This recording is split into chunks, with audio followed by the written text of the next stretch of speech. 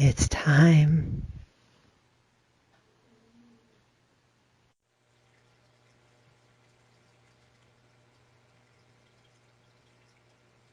Hello and welcome to Into the Liminal Abyss Paranormal Podcast. I am your show host, Shatan Noir, and tonight's episode is kind of awesome because I'm going to call it my crossover event because my guests tonight actually have a podcast of their own, and it's 222 Paranormal Podcast. So without any further descriptions or anything like that, I am going to introduce Joe and Jennifer. And hi, guys. How are you doing? Hey, thanks for having us on the show. We appreciate that. So you guys have been doing 222 Paranormal Podcast for a while now. You first had me on your show back when we were all at the Ghost on the Coast Grand Rapids Paranormal Conference or convention. And now I finally get to have you on my show. So yay, it's so awesome. Yeah. So it's been a while. You know, our show has been on. We're going into our 5th season here in a couple of weeks. We have over 195 shows, I think, at this point. Wow, that's awesome. Yeah, remember having you on the show, and we were so excited to be able to bring you, onto the podcast because you had just written your book, and it was so interesting, all about the Lake Erie cryptids and monsters, and it was just kind of something that we hadn't really dove into too much. So it was just like really refreshing to hear some new and updated information about the paranormal. So now you guys have heard my paranormal background and experiences with cryptozoology and stuff like that. So now I get to ask yours. So Joe and Jenn, what are your backgrounds and how did you become interested in, I guess we can't say the paranormal because you interview people about all different aspects. So we'll just say high strangeness. I think that's the hip term to use. Well, I'll start first and then let Joe tell his story. I have had this fascination with ghosts and treasure hunting and paranormal and Loch Ness Monster and Bigfoot.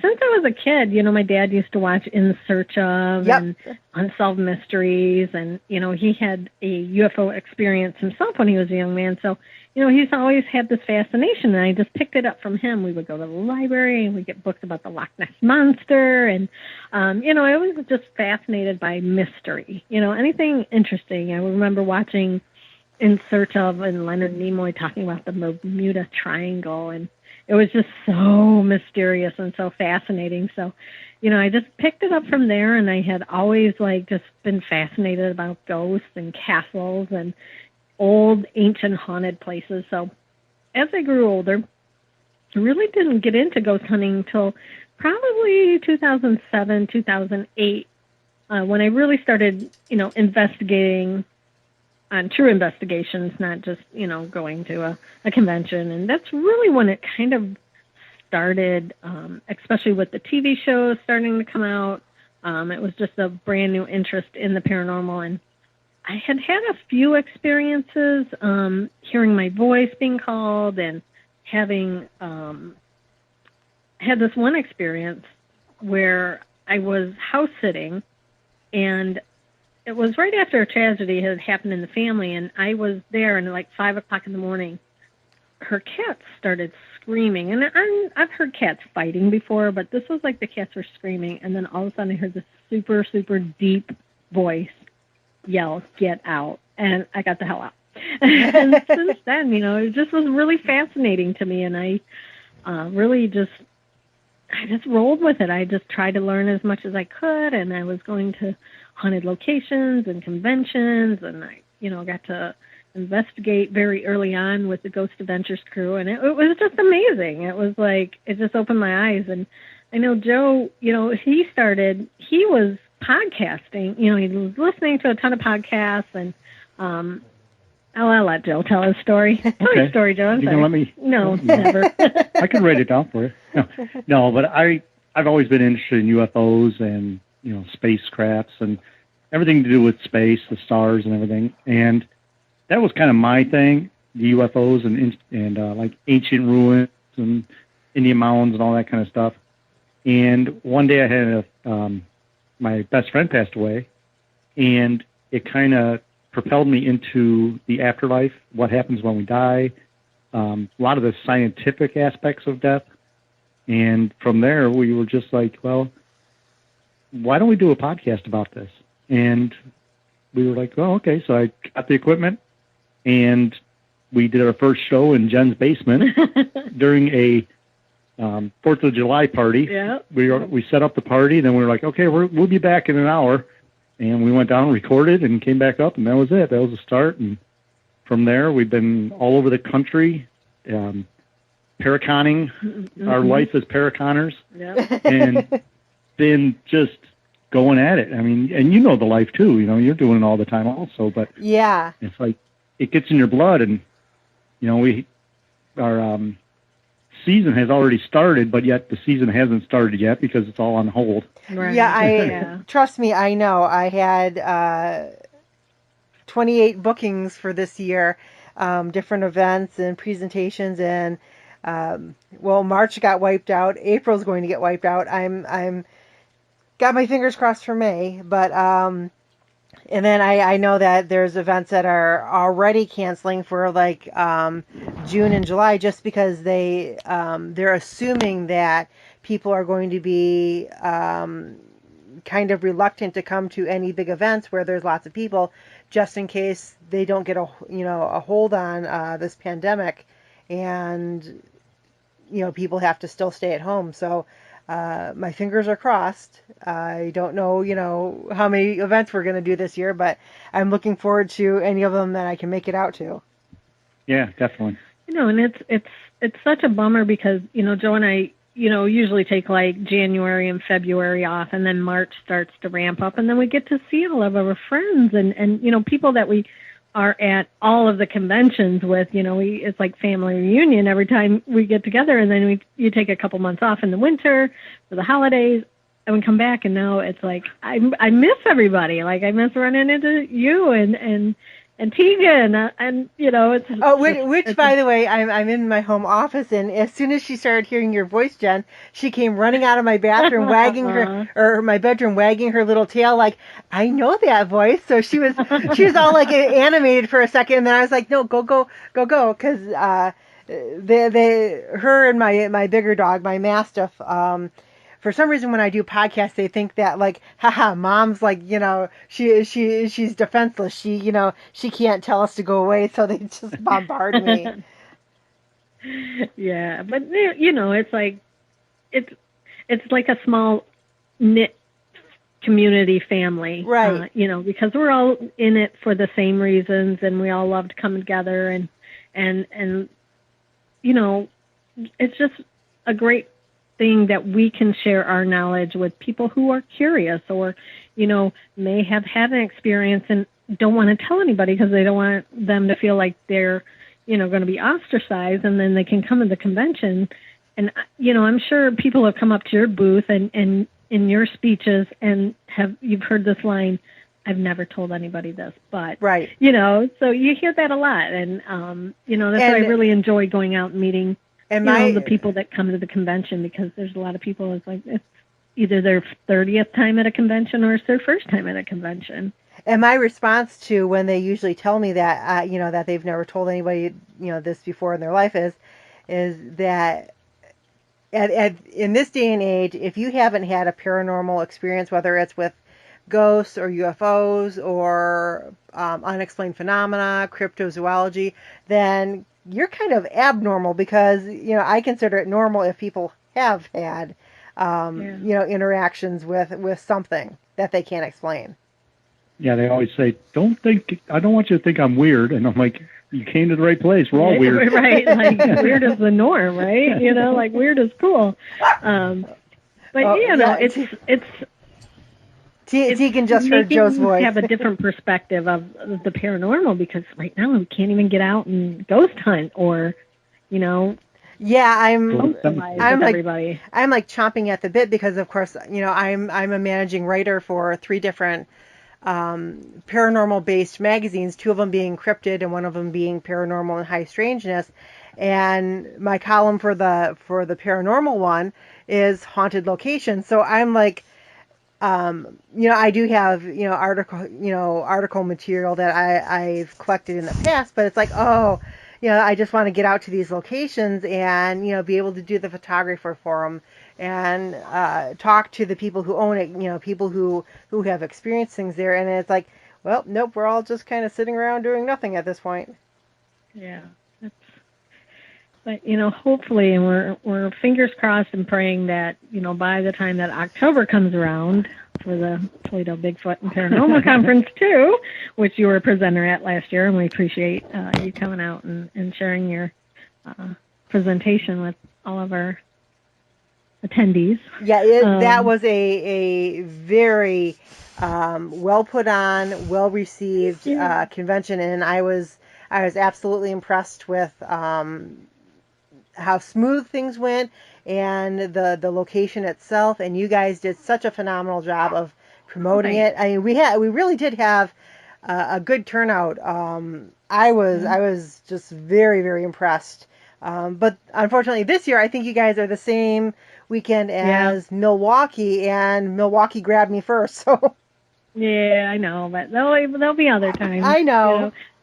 Yeah, but no, we really appreciate you coming out and presenting. We had just fabulous positive feedback on your speech about the Lake Erie cryptids, and just apologies of that it was the best and worst of times that day. Yep, and I understand, but I think you guys did,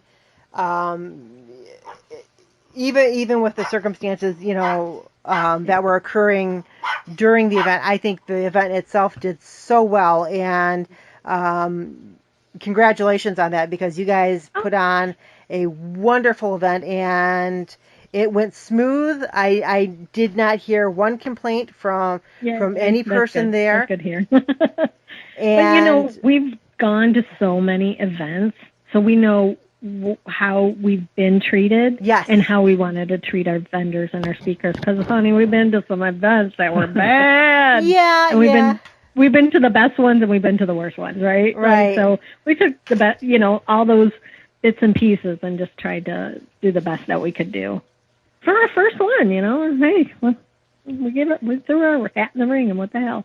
Yeah, and I thought it turned out great. So my respect to you for that, because I was just, especially when I walked in, and I was like, so which table's mine? And you're like, the teal one. And I'm like, oh, yeah, that should have made sense, because everybody else's tablecloths were black, and I'm like, yep. If anybody doesn't realize, I love the color teal. My hair's teal, my clothing's teal. Everything I own except for my white truck is teal.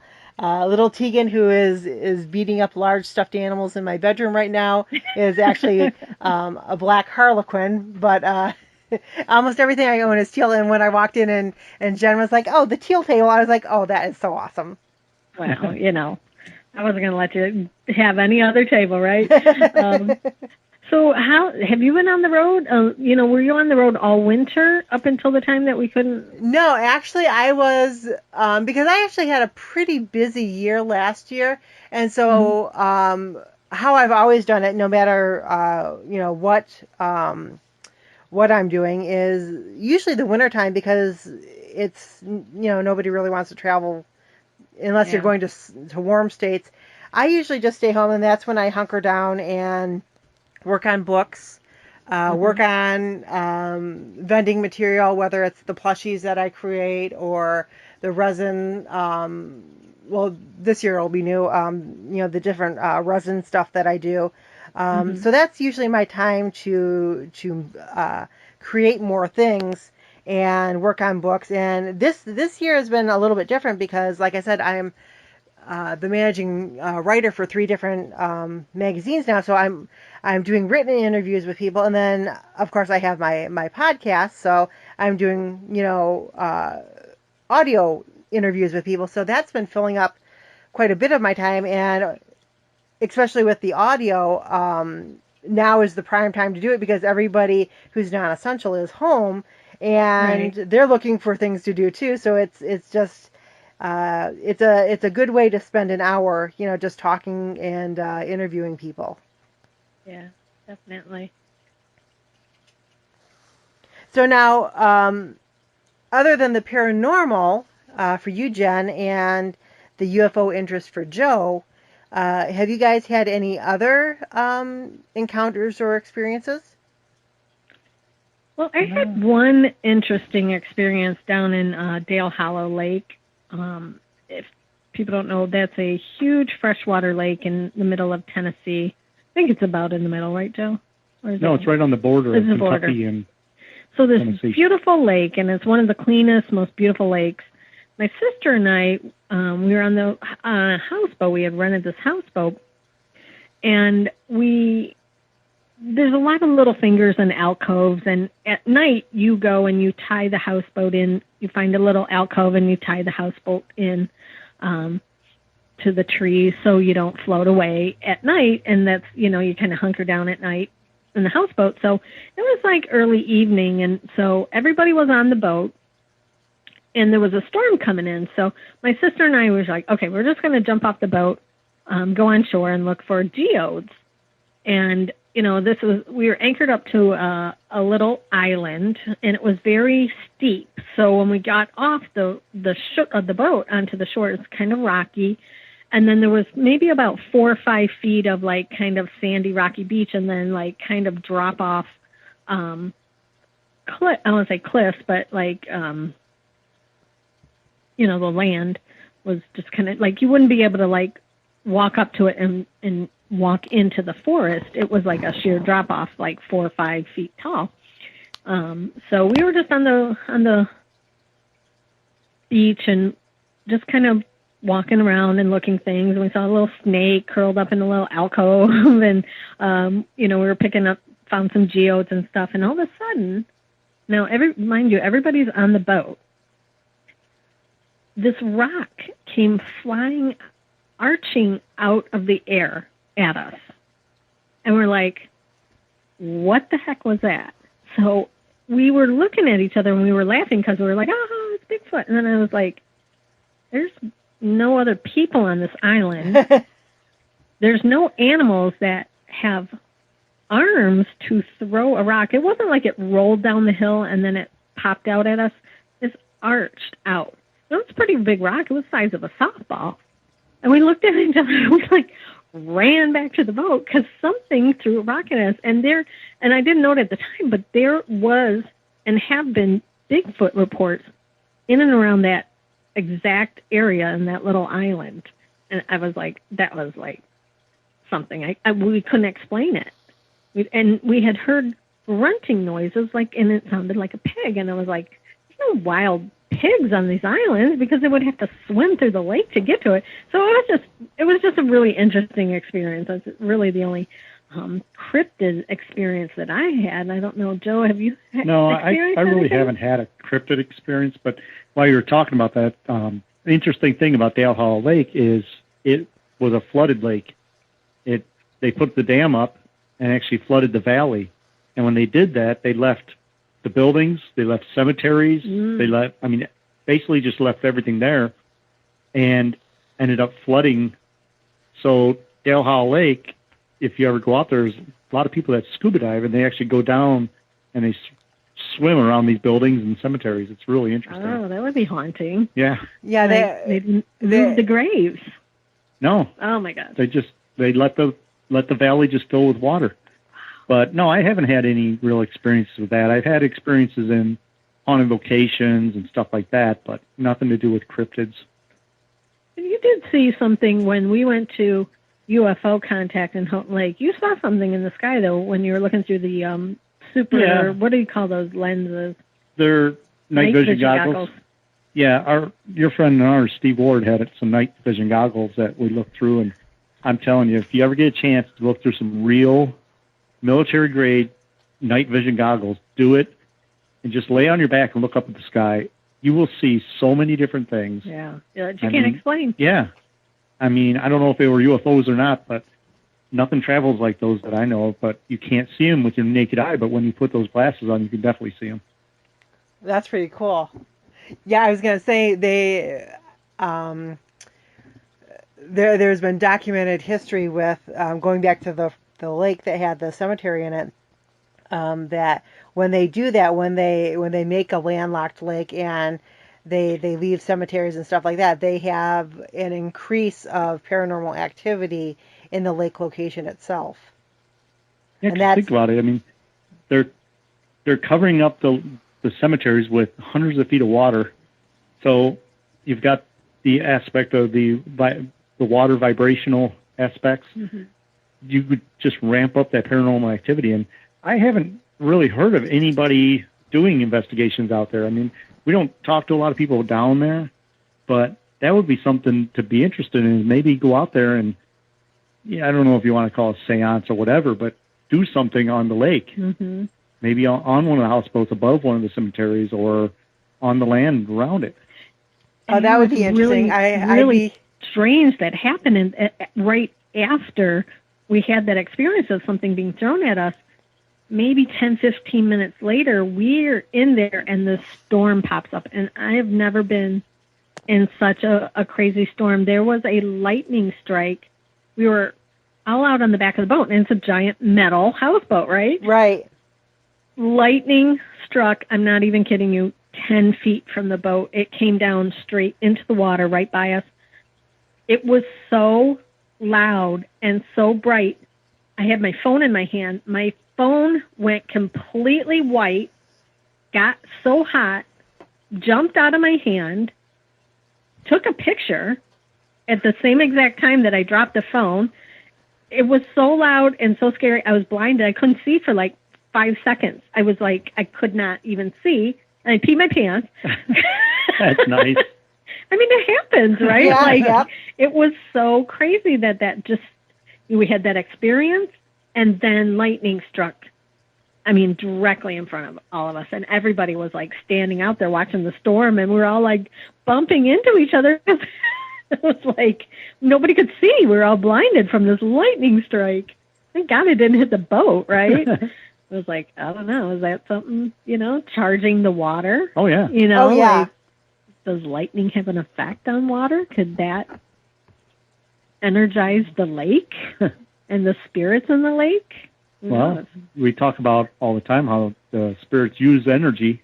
Mm-hmm. I mean, everything vibrates at a certain tone, and you put that much electricity in that lake, it's got to boost it up. Yeah. I would think so, because we all know that electricity moves through water very easily, and then it's hitting a metal boat. So I'm glad that the only thing that it did was knock the phone out of your hand, and Right. we could have had a traumatic event there with half your family. Right. Yeah. It's like, but it was so strange because we had this experience with what we think is Bigfoot, and then, this pop-up storm happened. I don't know. Maybe we were in an area near where that cemetery was. I Never don't know. Could be. In Stan, you know also that whenever there's strange activity in the woods, there's always that storm. There's always storms that pop up. Yeah. Yeah, it's interesting how things are linked together like that. And I remember, speaking of storms and cryptids or paranormals, I remember a couple years ago I was driving through the UP.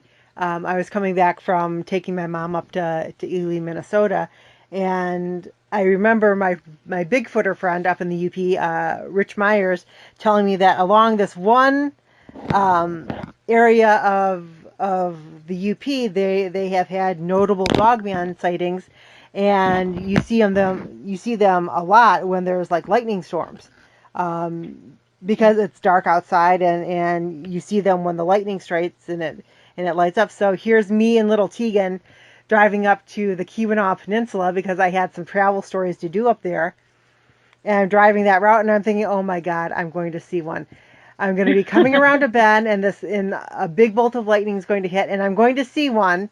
And of course, it's like 3 a.m. in the morning. So who am I going to call? all of my friends are sleeping, so I'm going to jolt them awake with this call of, oh my God, I just saw such and such. And so I luckily got into the Keweenaw Peninsula, and right there in the Houghton area, I found a Walmart. So I kind of held out there for a while until the sun came up, and then I was back on the road to do travel stories. But that was that day that storm hit in the UP and was washing out Oh yeah. washing out the roads, and I believe they were reporting the water was as high as the lower windows at the MIT buildings. Mm-hmm. And I was actually up there that day, and Wow.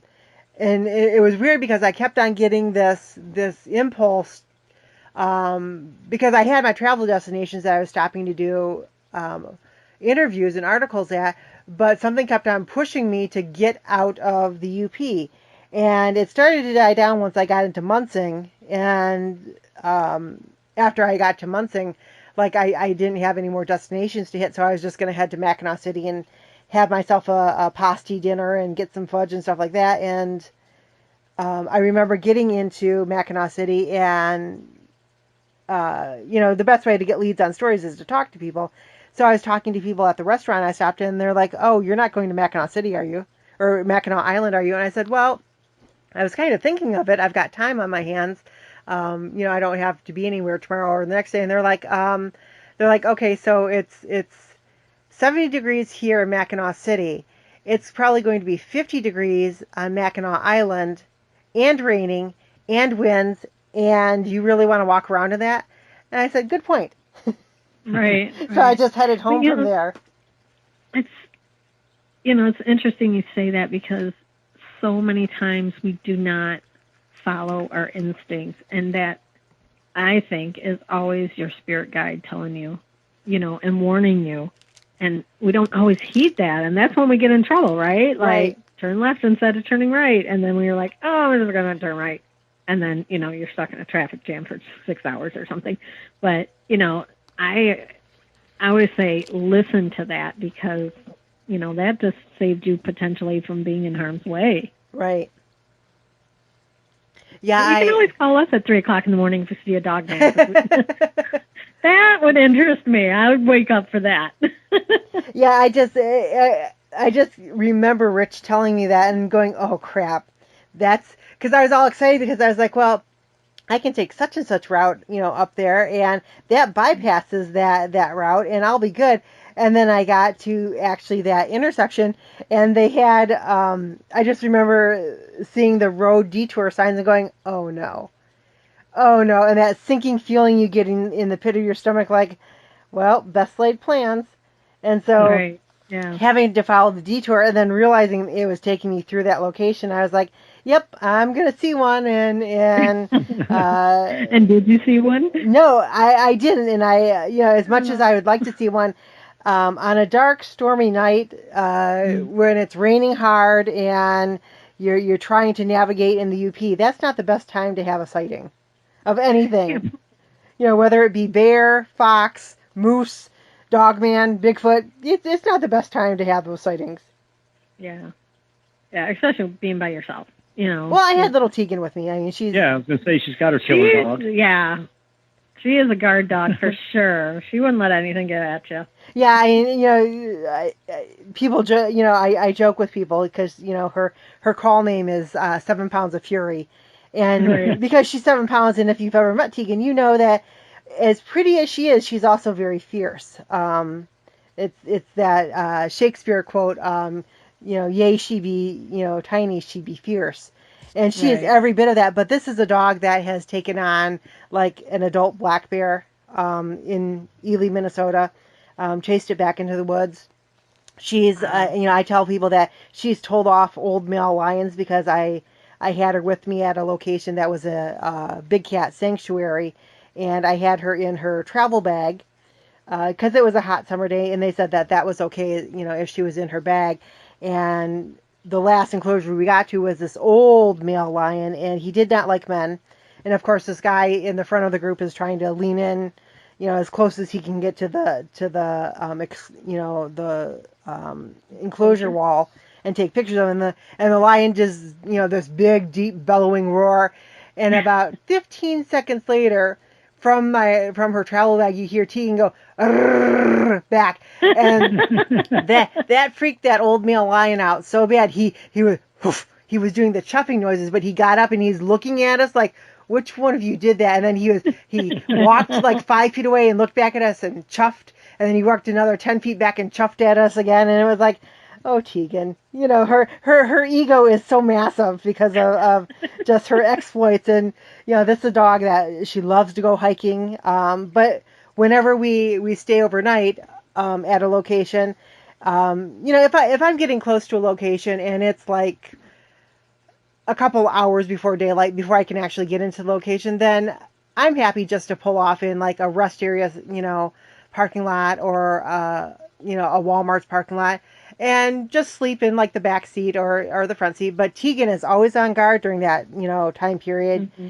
And even if people are just walking by to go in and use the restroom, she's letting me know. She does that little, growl. And if they're talking, she's even more vocal. So she's my alarm system too.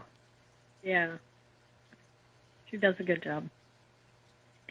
And I love all her outfits and her photo shoots. Oh, yes. She's pretty cool. I think that the cosplay is her best one, when she cosplays as a silver dragon at the different events, and then people can take pictures of her and have that interaction with her. Yeah, but I think the best was when she gets on the podium when you're giving your lectures, and she just sits on the podium like she's part of the action. Oh, yes, and she so cute.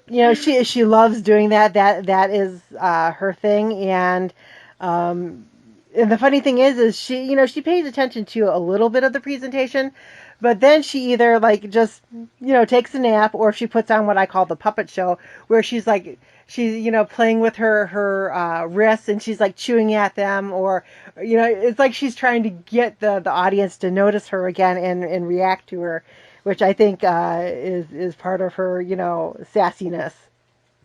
Mm-hmm. Yeah, for sure. She's a sassy girl.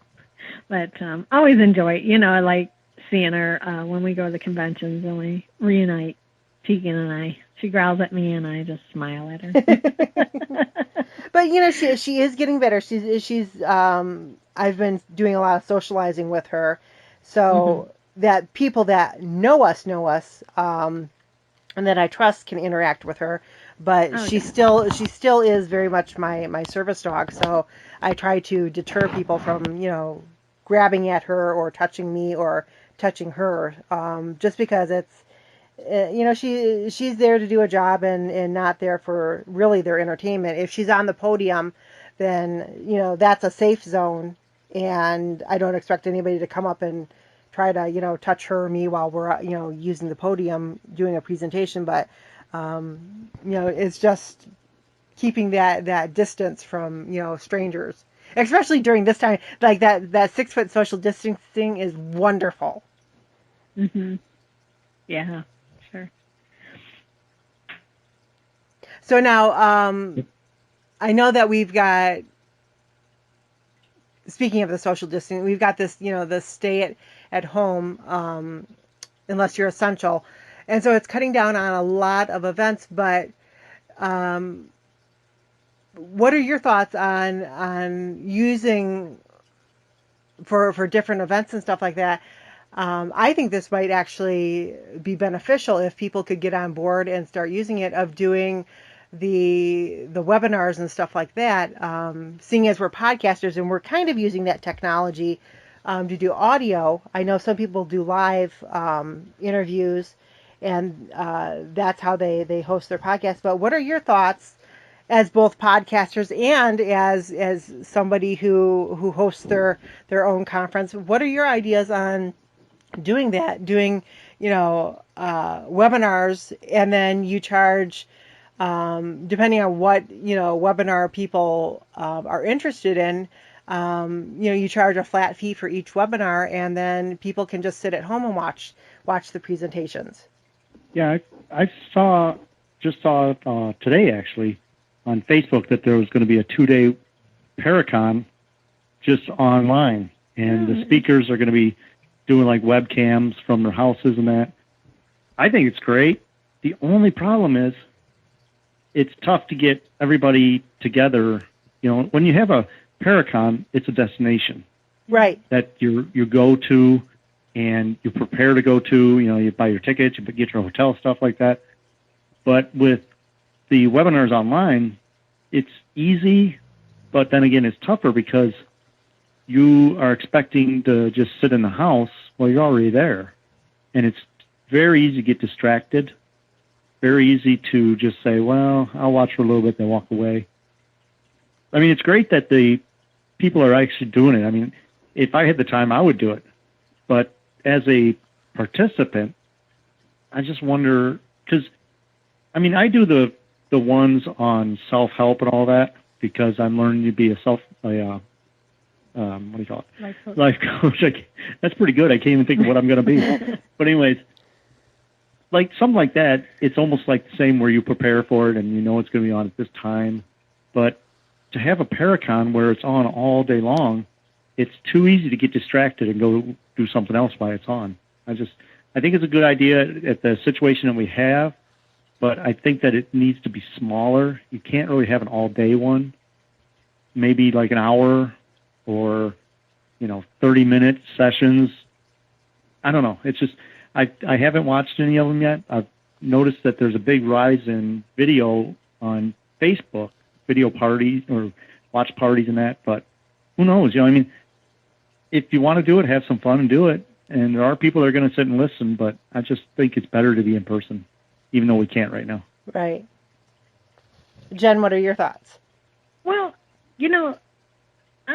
I'm more on the line of like I would rather myself personally just put a podcast on so I could be doing other things at the same time and listening. For me to like sit and have the time to sit and watch a video, that's hard for me because I'm right now I'm still working. I'm considered an essential, so I'm working like 60, 70 hours a week. I'm super, super busy, and then I have 10 hours of drive time for my commute. I'm running 2 businesses. We do the podcast, and then I have my clothing business. So it's really hard for me to find time just to sit and watch a video. So it's perfect for me to listen to podcasts because I can listen to it in the car. I can listen to it while I'm working or cleaning the house or, working on my book or, just I'm a multitasker. I would love just to have a day not to do anything and sit and watch videos. I would love that. And I would pay for that because I know it's hard. This is people's livelihoods is going to conventions and presenting and being presenters and vendors. So I would definitely 100% support that because, we all live that life, that's part of our income and people have to understand that it takes a lot of time and effort and money to be on the circuit, and we do it because we love it, right? Right. We wouldn't be doing this. We wouldn't be driving hundreds of miles and sleeping in Walmart. Oh my gosh. If we didn't love to do this, right? And have a passion for it. Yeah, I can vouch for you there because I know how many miles I clocked last year doing different conventions, and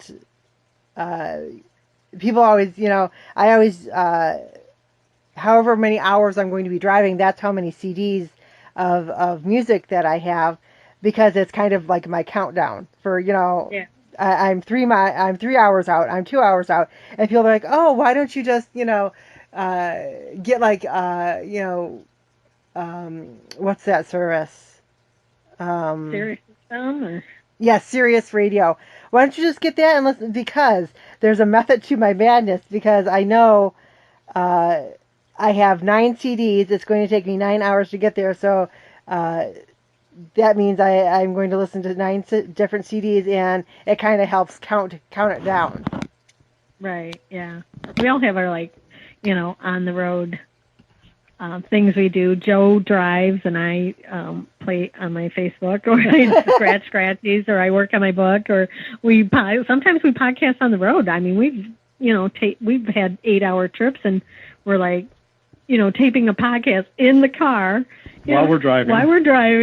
Trying to like keep up with the show. And I actually thought about that last night. I was thinking, that would be kind of a fun twist on my podcast of being, into the Liminal Abyss Paranormal podcast on the road. But then I'm like, now how is that going to work out? Because I also use Google Maps while I'm navigating.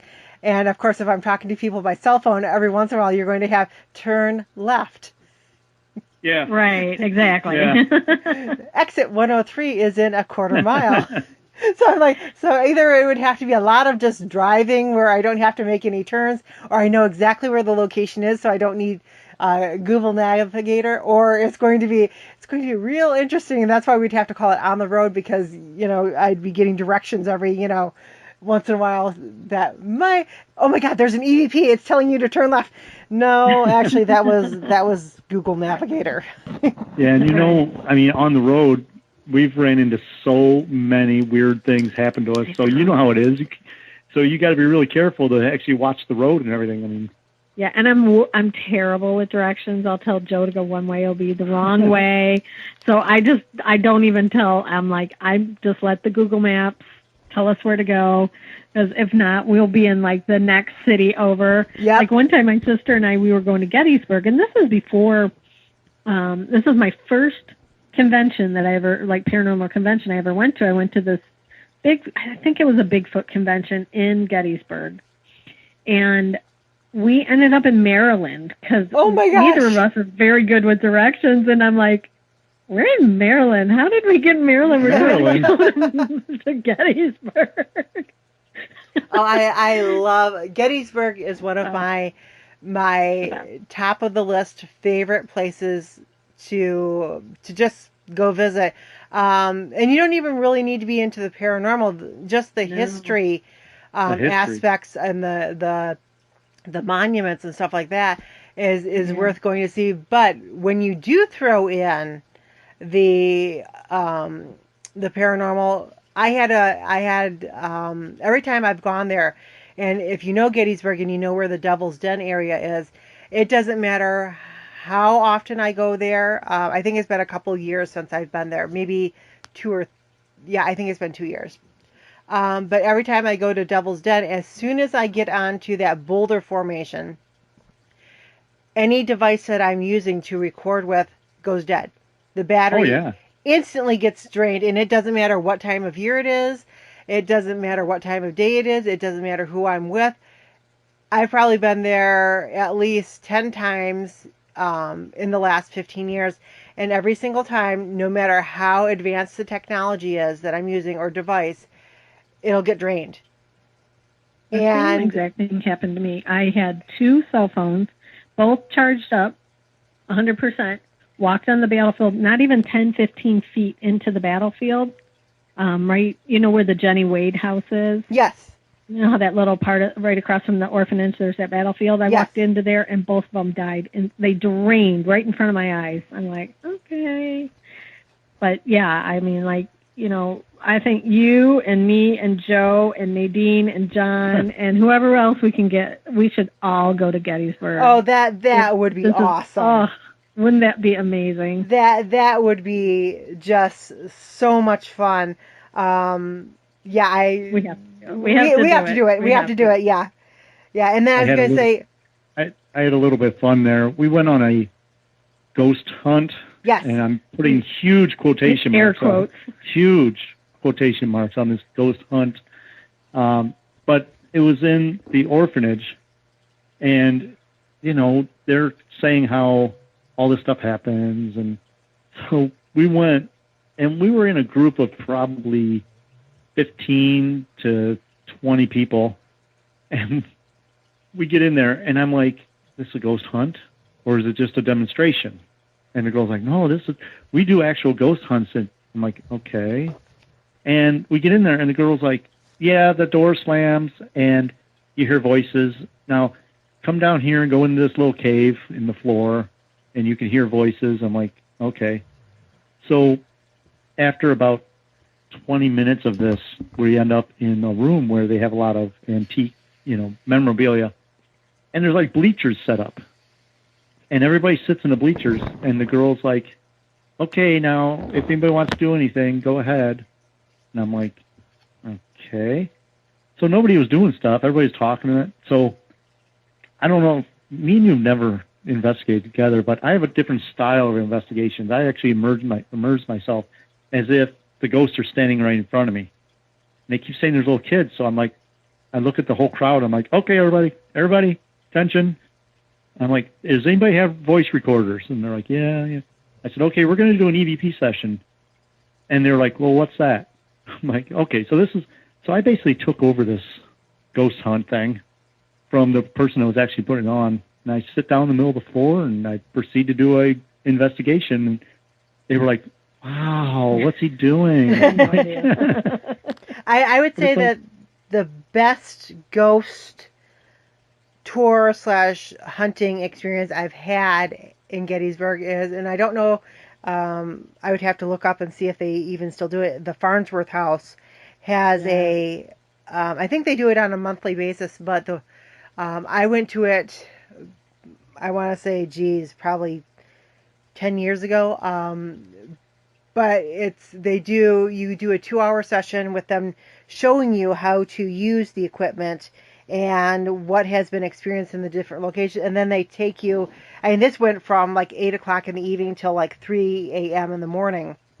And they take you to the different locations, and we got some really good evidence, but it was just very, very well done. And I remember when I was leaving, because my mom and I were staying at a hotel there in Gettysburg, because we were going to go see her friend in Lancaster, Pennsylvania after that. And so I was getting ready to go, and they said, oh, do you want any of us to walk you back to your hotel? And I'm like, it's just, a block up the road. I said, besides, I'm from Detroit. Ain't no little ghost going to scare me. Nothing's going to scare you. And the woman laughed. I'm like, no, really, I'm from Detroit. So she was like, it was just funny. Especially when we were at one of the very haunted locations.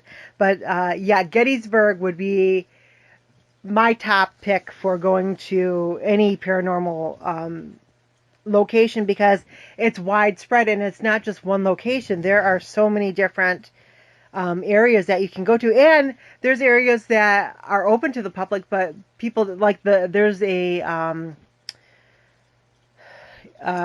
covered bridge there that you go to, and you take a picture up in the rafters, and almost every single time you will get an orb, and there is a confirmation that a person was hung there during this, during that time period.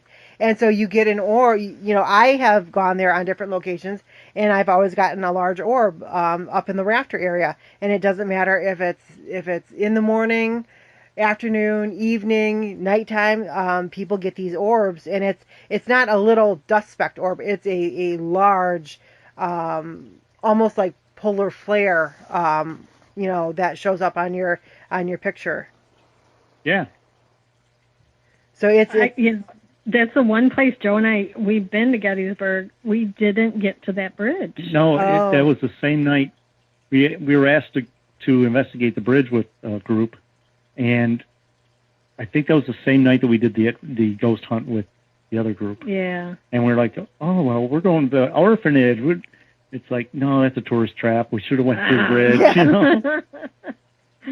But yeah, I would definitely love to get our group together. No matter where you go, you're going to see ghosts. Yes. Yeah. And that was one of our interesting conventions that we went to, because we drove there. We always drive, never fly anywhere for conventions because we have all our gear with us. Oh, yep. But we drove there, and our first stop, we stopped at this little, I think it was a truck stop or something. And we walk in, and there's a girl sitting there, and she's like, I think I recognize your voice. I'm like, what? She's like, so, we introduced ourselves. We had our 222 shirts on. She's like, oh, my God, I listen to you guys. I'm like, wow. Wow. It was weird because she kept looking over at us, and I was like, you know how you feel somebody like eyes on you? Yep. And then you're just like, oh, you're just feeling silly. Nobody's looking at you. But she was like legit staring at Yeah. us, and she's like, "What? Why do you have 222 on your shirt? What's 222 mean?" And I told her, like what it stood for and why we had it. And she goes, "It's so funny you say that because I see 222 everywhere." She's like, "It's my lucky number." And then when I hear your podcast, it was 222. It was just really weird. It was very bizarre. Yeah, you don't know how many times I've seen, like, just randomly the number 222, and it just pops into my head. Yep, that's Jen's number. Yeah, but like people don't realize, like in numerology, if you start seeing 222 in succession and in weird places, and it keeps coming up, it's an indication that you may have a paranormal experience about to happen. Mm-hmm. So it's kind of like a not a foreshadowing. I can't think of the other word that I want. Like, but something along that lines. Like something may happen. Yeah. So keep your eyes open. You might run into something. So we get to Gettysburg finally, and we pull into our hotel, and we decided to change hotels because this place was such a dump. Oh no. We were like, oh wow. Yeah. But so we changed hotels. The next day we have the convention, and we get to the convention, and I'm looking around, and there's all these signs of like for empowering women and stuff like that. I'm like, oh, okay. And come to find out, I look around and I'm the only guy there. Oh no. It was a all-woman paranormal convention, which is all right, but I wish I had known that before. And I think his name is Don, the Paranormal Man. He has his own radio show, and he's got the best voice. He's got the deepest voice, but he was there too, and he come Mike. up. Mike. He comes up to me and says, I didn't know this was a woman play. I'm like, neither did I. Well, you're in the right place, Joe. All these single ladies, But the funny thing is, at that convention, we drove, 8-9 hours to get there. We get there. We're sitting there. We're waiting for the people to come in, and we're waiting. waiting, and nobody came to this convention. Oh no. In Gettysburg. Yeah. In a haunted hotel. And we were like, we were like sitting there all day, like, what are we going to do? Nobody's coming in. And so we ended up just interviewing some of the other vendors and got some great interviews for the show. Yeah. You always take the negative and turn it into a positive. Yeah. Right. Which, that's, I've learned to do that, especially when you're at a convention and it's just dead. The best thing you can do is get to know the other vendors, the other presenters, and strike up conversations and see what kind of information is out there. I always enjoy it because it's almost like an educational experience. I know last summer when we were at that convention, and it was me and both of you and Ken Gearhart and Charlie Raymond, and we're just sitting outside having our own paranormal, cryptid conference right there. That was one of on the best patio. nights. I'm telling you, just hanging out and just talking about cryptids, and it could have been like 10 degrees cooler. Don't get me wrong, but because man, it was like 90 degrees and we were all sweating. But it was one of the best organic experiences because there was just us, the presenters and the vendors, and there were some other people there, but it was like the best time to just stand around and compare notes. And hey, have you heard about this? What are your experiences with that? And it was just really, really nice. And I remember, because after a couple of hours of talking, my voice just completely goes out. And I remember going in and getting just drinks of water, cups of water, so that I could continue having conversations, because it was like, yes, I'm hot, I'm tired of standing, but the value of the information and education that, I was picking up just from talking to other people in my field was so refreshing. It was like, no, this is worthwhile. It was really a fun night. That was like. And that's the reason why we always tell people, come to these events, come to the conventions. You're going to meet people. You're going to have great conversations. Yeah. But not to change the subject, okay?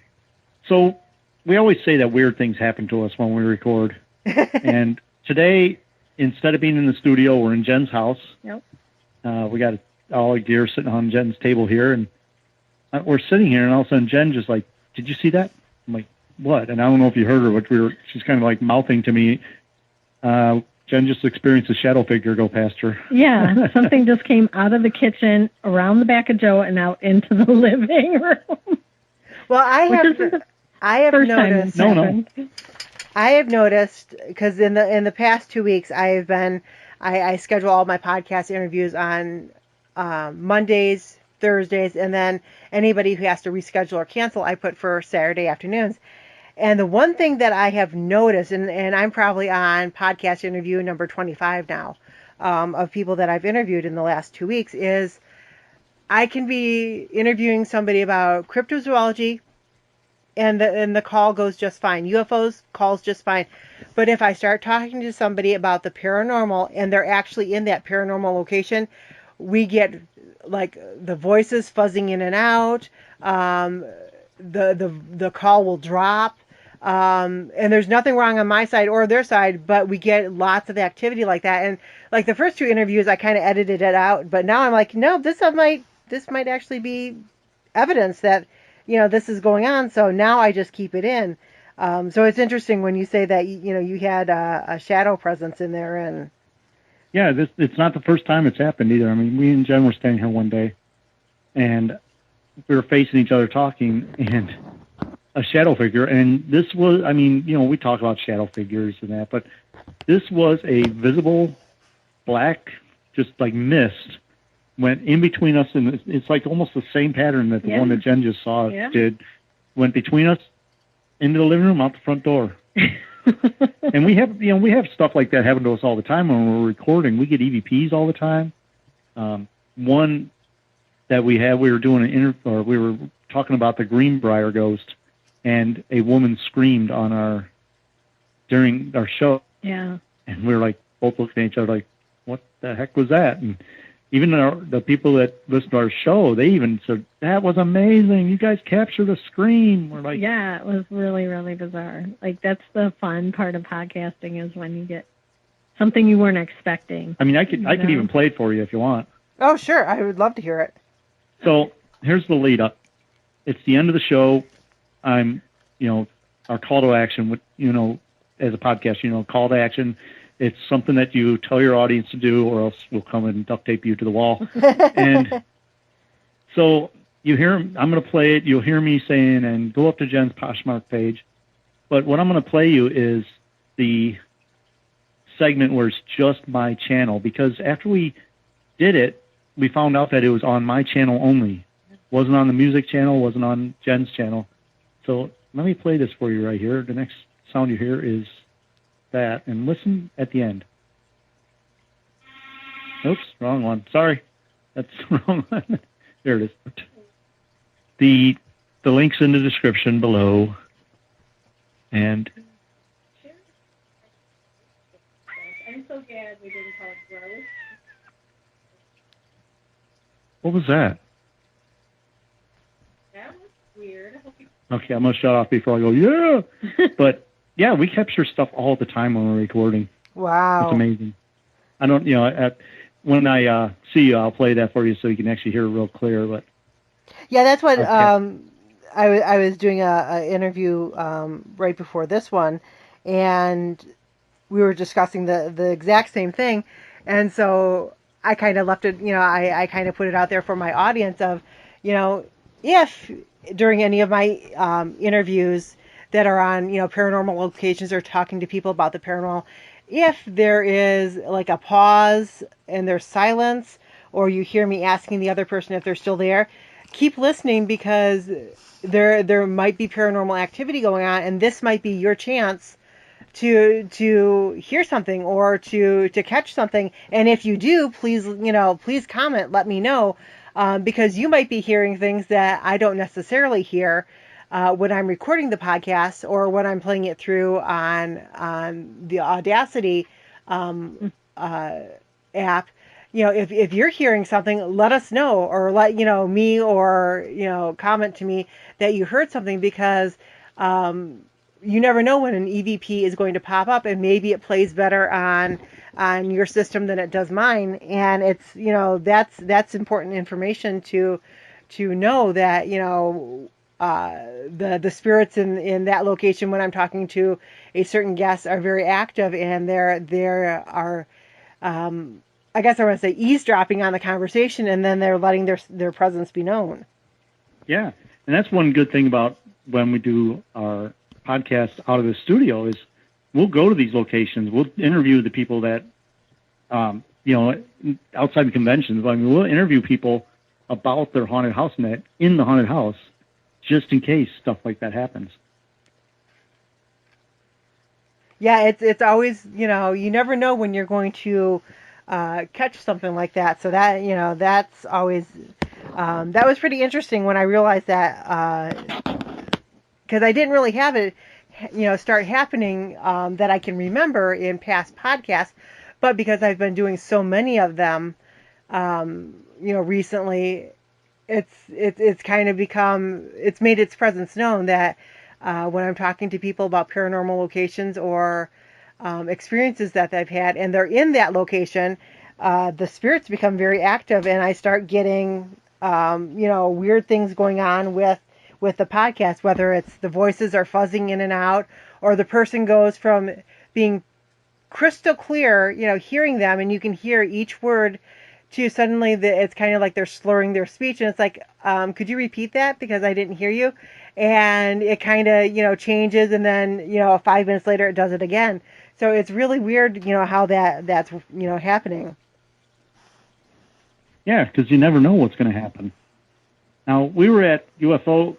We were at a UFO convention, and we were interviewing the head of the Michigan UFO, MUFON. MUFON, yes, Bill. But there's a gentleman that runs it, Bill Konkolesky. Yep. I'm sure you know him. Yep, Bill. Yep, I know Bill quite well.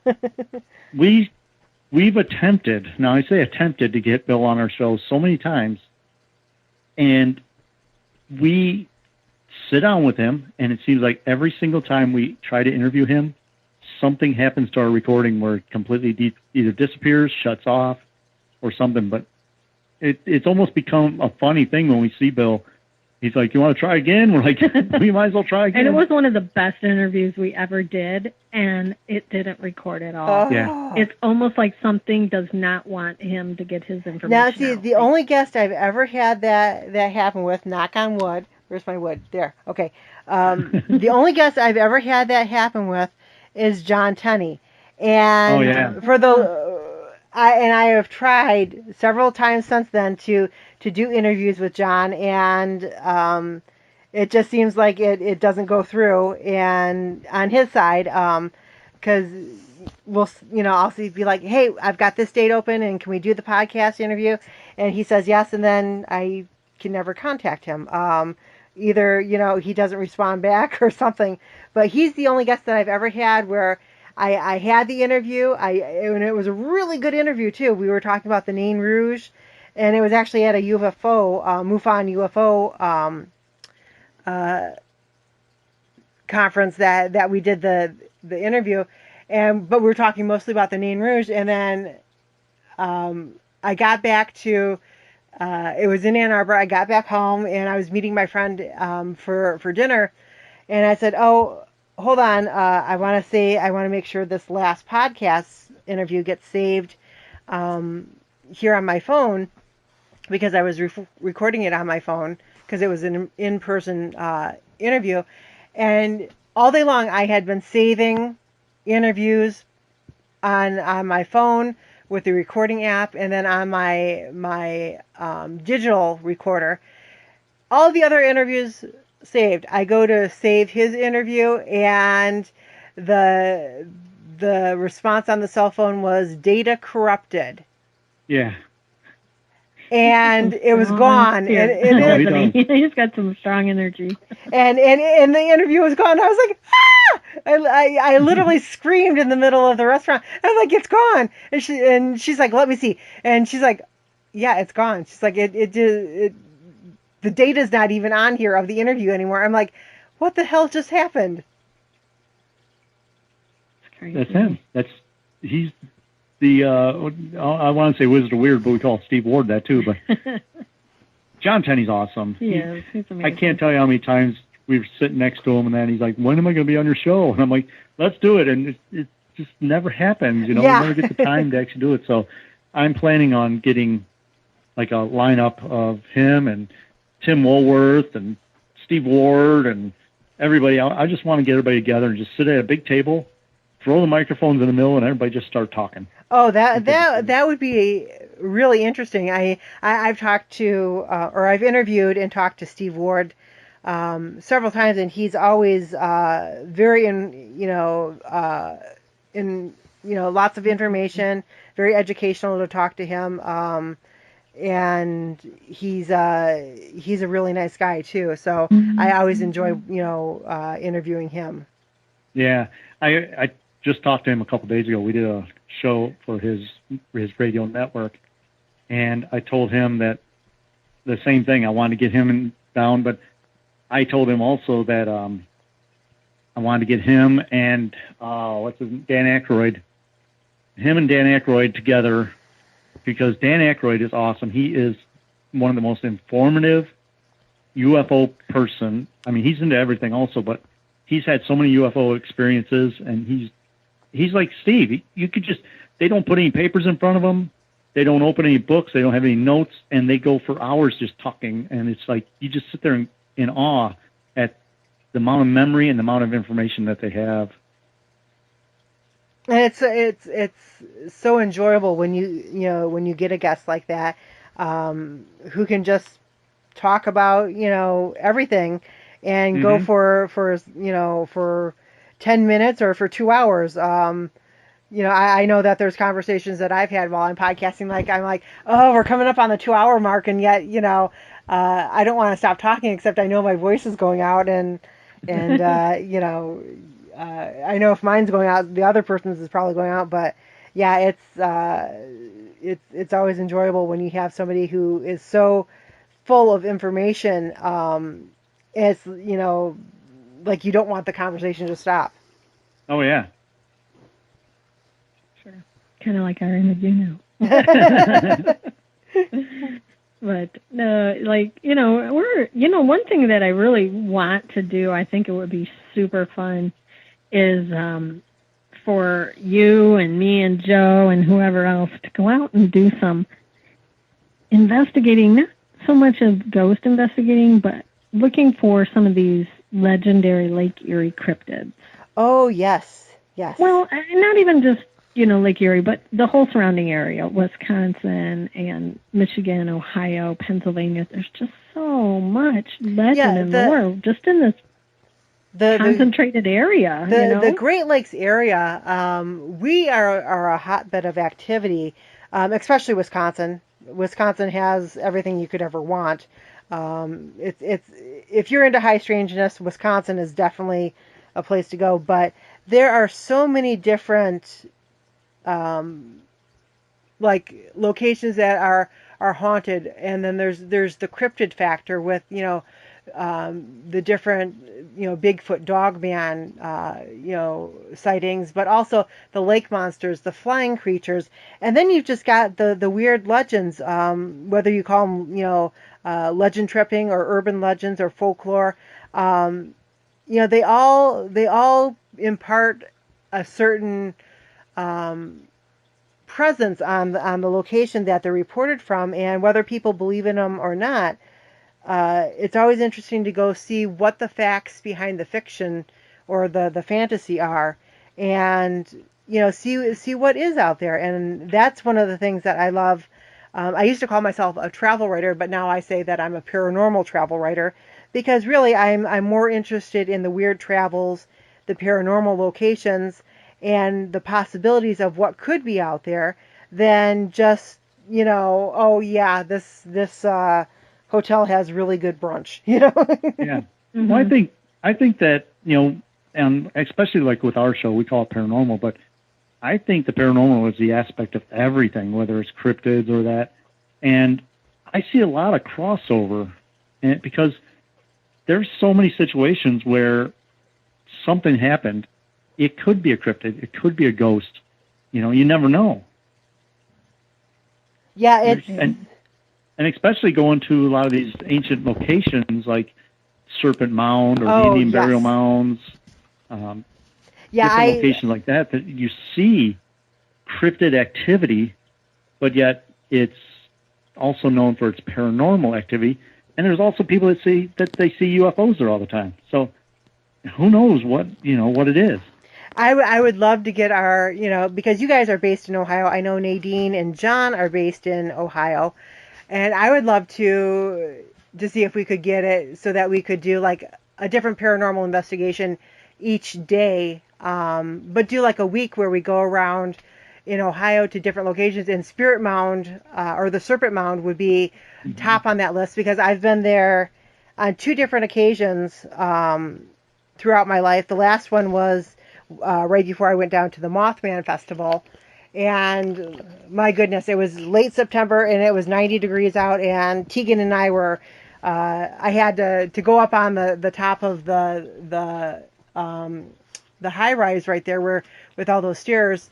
I had to carry her up, and then I was holding on to her because like the wood was hot, the metal was hot, but you only really got, you could get an impression of the length of the mound from one direction, then you had to turn and look from the other direction, and it actually needs to be about 20 feet higher for you to take in the whole size and shape of it. But I wonder if we could get permission to use a drone or something like that and take pictures from overhead, but just and do that especially during the summertime when you're getting towards the later part of the day and it's cooling off. Do an investigation in the evening time where it's cooler, and just see what kind of different things we pick up. And I know close to there is there's a location where there are still petroglyphs dug into the sandstone. I've been there 2 times, and it's a very cool area.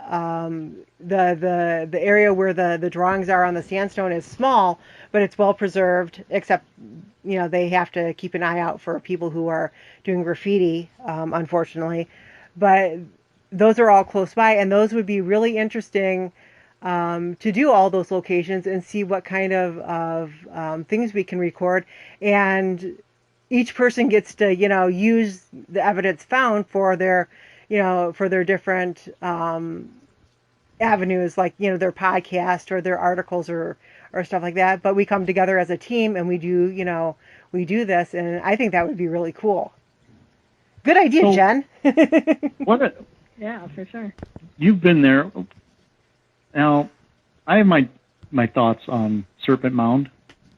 Now, a lot of people are going to go, what? But they call it Serpent Mound, but to me, it doesn't look like a serpent. If you look at the aerial photographs, it kind of does. What's that? If you look at the aerial photographs that I've been taking over time, it does kind of look like a serpent. And that kind of plays in with some of their mythology, but I'm always open to anybody's interpretation. Yeah, because, it's a snake with an egg in its mouth, they said. And to me, honestly, now, I don't know about your PG rating on the show, but to me, it almost looks like a sperm. Because it represents the birth, the life.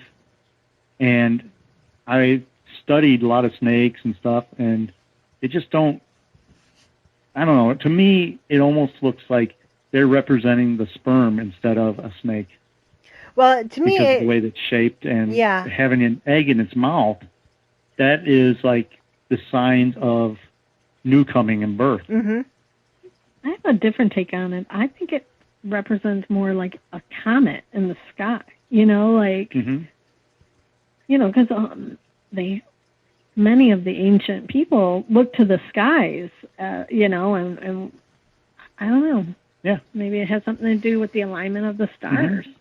And lots of times, too, the natives may have thought, I've seen a streak go across the sky. Who knows? They could have said it's the sky serpent or something. Who knows? Right. Yeah.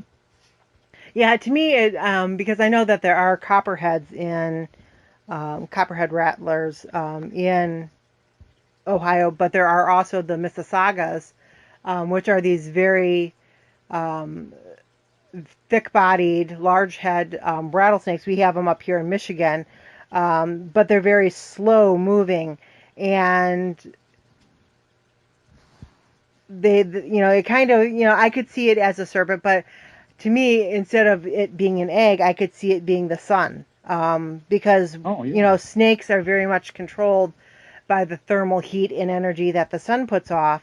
So if you were observing a snake and you notice that it's very active during the day when the sunlight is shining, but at night it goes into its dormant stage where it sleeps. I could see an interpretation of that, but Yeah. I'm sure that there's many theories out there, and that's not the only mound that's out there.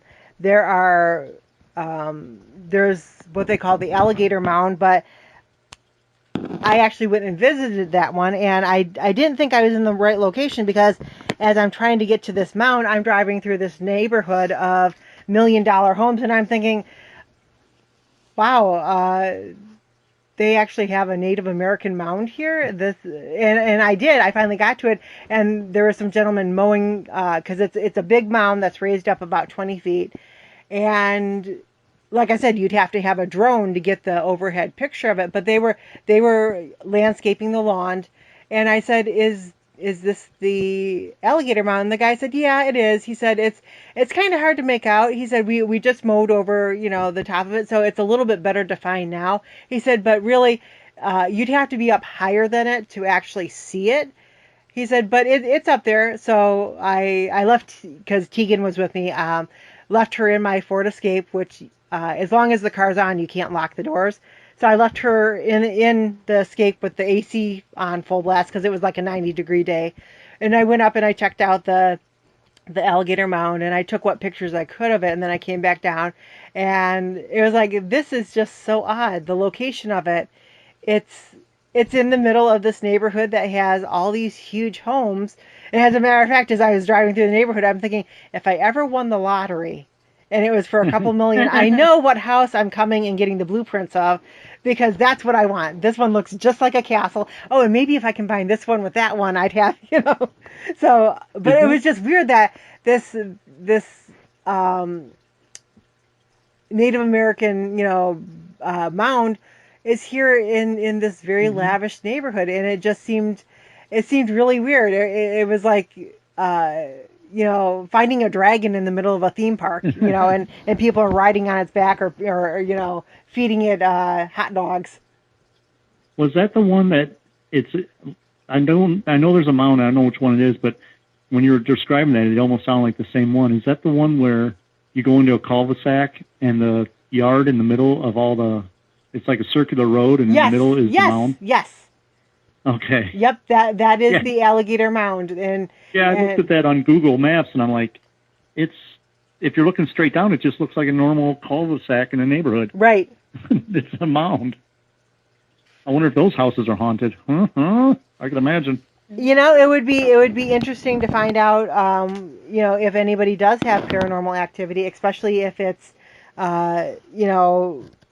more Native American and uh, they're not being able to communicate with it in English because at the time that those mounds were built, the natives had their own uh, language and really hadn't been influenced by English or French at that time. Oh yeah. Because those were the ancient Native Americans. Yeah, yeah, and I've got my theories about that too.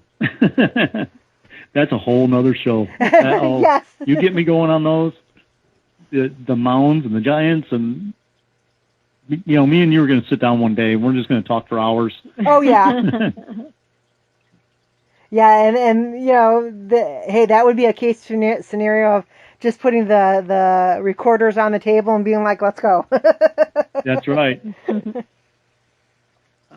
But yeah, Ohio has so many you know just interesting places to go explore, and you have your own cryptids, and even some of the like the hiking trails, like Hocking Hill is known for Bigfoot activity, but I would suspect that that the national forest, the Cuyahoga. Yeah, Cuyahoga is a huge, Salt Lake. Yeah, so some of their trails might have Bigfoot activity. I know, what was it, 2 years ago? I did that, the Kennedy Nelson Ledges Trail, and I did it early in the morning, which was kind of stupid on my part because when I'm hiking, I'm kind of expecting manicured trails and lots of foot traffic, and there was none.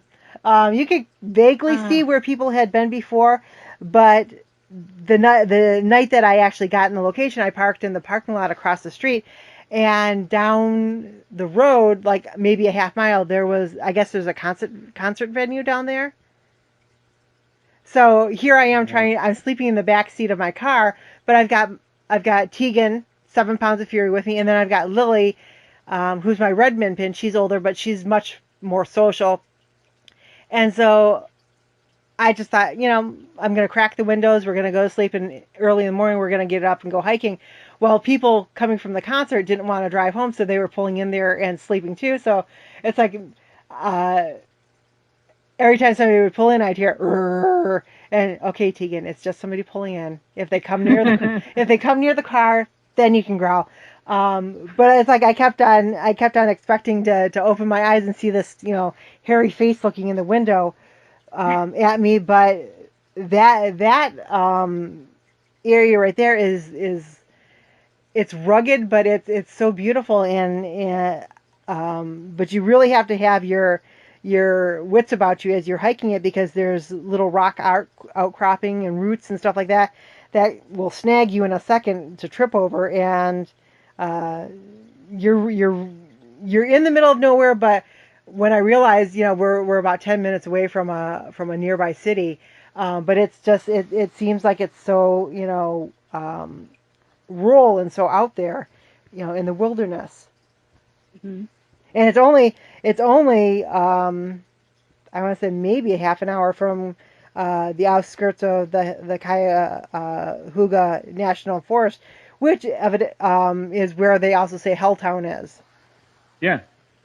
Yeah, but I've never been there, but I've been looking at it on the Google Maps. I'm like, I go photo hunting all the time, so I'm out driving everywhere, and I'm sure I've driven past it many times, but it's like, I want to go there. Yeah, it's closer over by the Cleveland side, but I've been to the location that they claim is Helltown, and actually what it is, it's a ranger station in a area of the state or the national park where kids have gone in the past to party, and that's kind of why the local residents gave it the name Helltown, because they were experiencing teenage activity. But there still are neighborhoods in that location, but there's lots of different interesting trails to hike, and especially the one with the ledges, a different one that I was just talking about,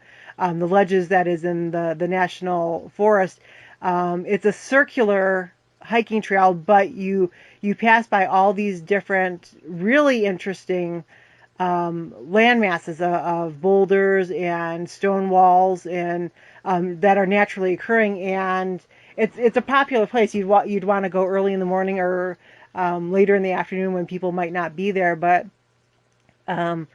it's kind of enjoyable on my part to think of what the possibilities are. Am I going to come around the corner and see maybe a deer, or maybe a Bigfoot, maybe a human? You never know.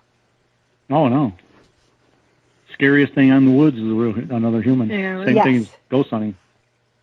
Yeah, the living are more scarier than the dead, believe us. For sure. Yeah, I wish when I am hiking, I wish my Mastiff liked to hike more than what she does. She likes the idea of going for car rides, but she gets car sick real fast.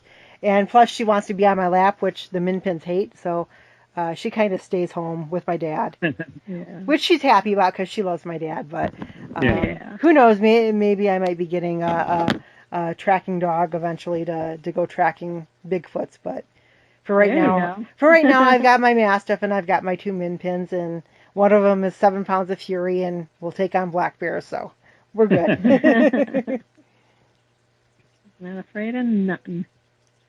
But yeah, I definitely think getting us all together as a team, and if not for like a weekend or a week, maybe just a weekend going and hitting 2 different locations and just seeing what we can find, and that I think that would be so much fun, because everybody's going to do it from a different perspective, but we all know what everybody's game plan is and what we're looking to accomplish. We know that we can trust each other to know that nobody's going to, for one, hoax. Nobody's going to lie. Oh yeah. Nobody's going to fabricate, any evidence. And when you have, different groups together who are, all witnesses to the same thing, it's pretty hard to, say, oh no, that didn't happen. Especially when you have, people from, all different aspects investigating. Well, you mentioned John and Nadine from Black Swamp Paranormal. They did have their own dogman encounter.